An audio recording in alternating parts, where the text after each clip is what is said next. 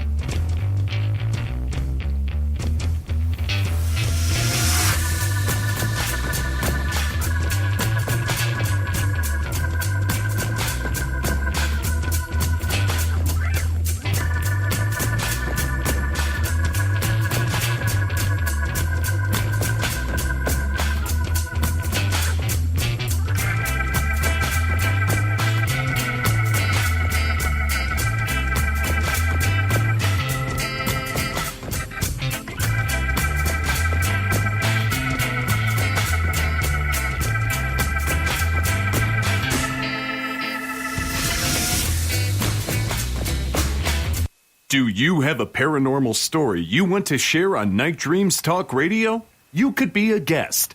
Email us at nightdreamstalkradio@gmail.com. You're listening to my friend Gary Anderson on Night Dreams Talk Radio, the best in paranormal radio. Well, thank you, John Cleese. I love the intro you did for me. Hey, Steve, are you still there? I sure am. Oh, yeah. This is so interesting because it just gives me a lot of thought. You know what's going to happen when I go to bed here tonight? I'm going to be thinking about the pyramid and what it's going to be. And I what do it was that used every for. day. Oh yeah, again, everything I learned back in grade school, high school, and college, it just throws everything out the window, and it makes me again stress that I really got a funny feeling this planet has been rebooted. Because I just don't see the technology back in the Pharaoh time to have created this stuff without some type of major help. No, yeah, I don't think that the civilization of the pharaohs, if you will, whatever you want to call it, built the Great Pyramid. I really don't. They may have built other pyramids that are all much more primitive and use those for their own purposes. Some of the pyramids in Egypt are made out of sun-baked mud bricks, if you will. Big difference between that and the Great Pyramid, and that weighed only say 80 pounds.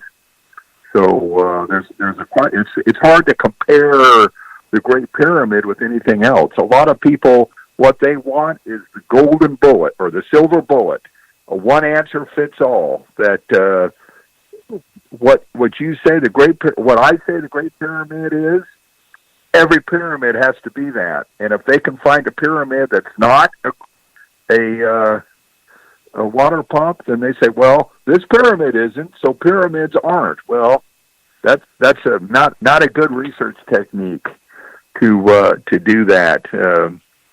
That would be like me, let's say there was a car wreck and 2 people died. I can say, well, this other car wreck, nobody died. So then if nobody died in this car wreck, they're both car wrecks, so the one you're telling me 2 people died in, they didn't die in it. So there's a lot of poor research out there, a lot of misinformation, and there's a lot to unlearn when studying the Great Pyramid.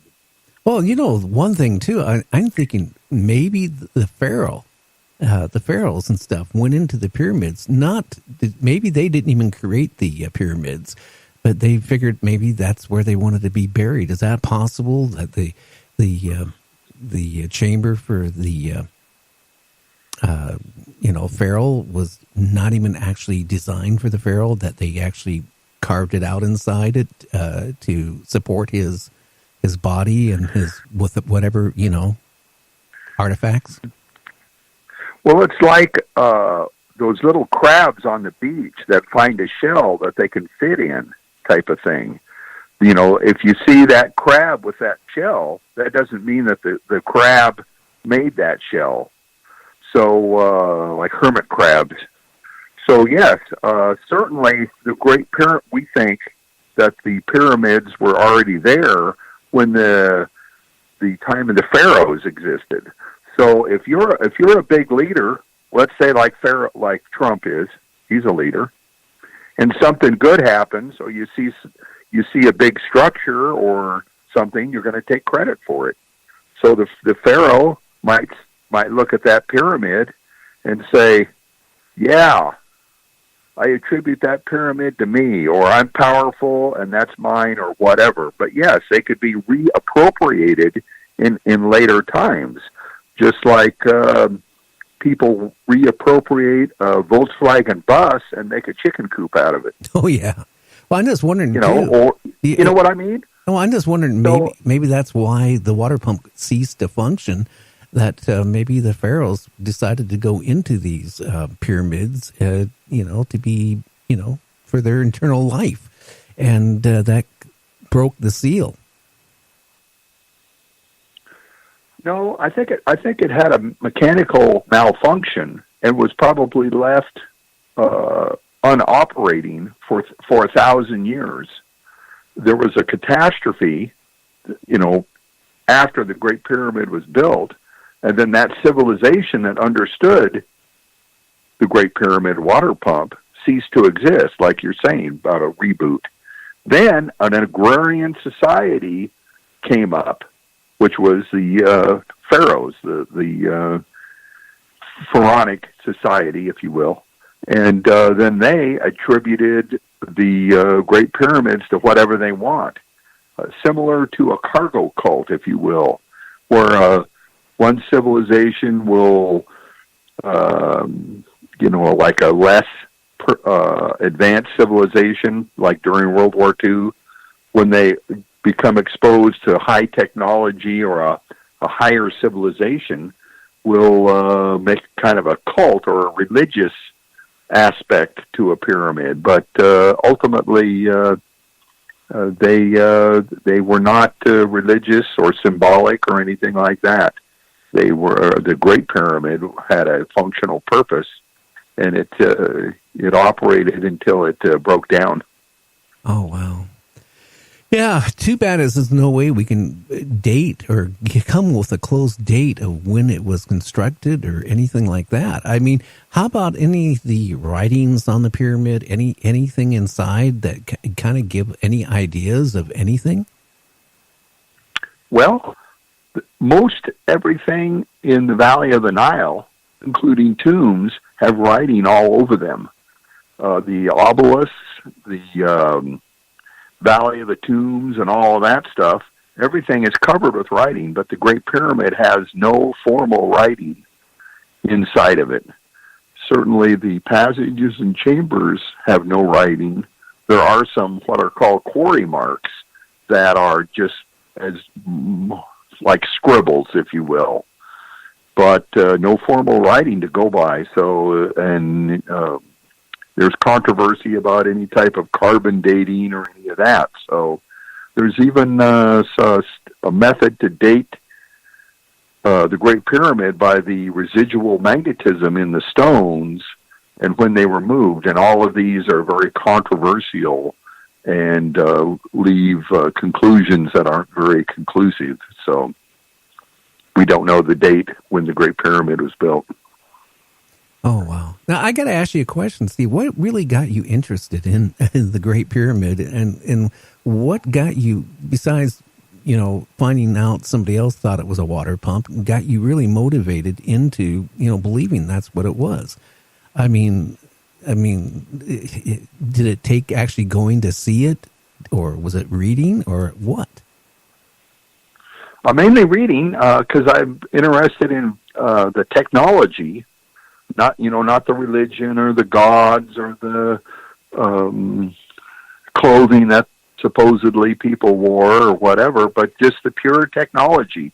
I'm an amateur radio operator, and I have a very technical background in a number of fields. So my interest is technical, and it's a 45-story skyscraper that exhibits features that indicate high technology. So my focus became right onto the Great Pyramid and understanding the technical aspects of that construction site. Yeah. Yeah, unfortunately, I got a funny feeling it's going to even survive our whatever happens here if the Earth changes.